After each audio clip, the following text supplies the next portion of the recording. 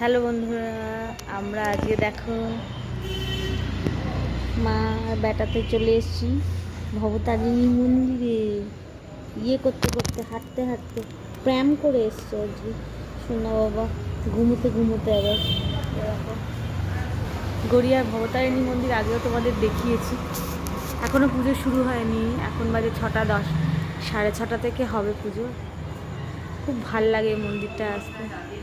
ওই দক্ষিণেশ্বরের আদলেই আর কি তৈরি মন্দিরটা। তো প্রামে করেই ওকে নিয়ে হাঁটতে বেরিয়েছিলাম। হাঁটতে হাঁটতে গড়িয়া পৌঁছে গেছি। ভাবলাম গড়িয়া যখন পৌঁছে গেছি তো মন্দিরে নিয়ে আসি।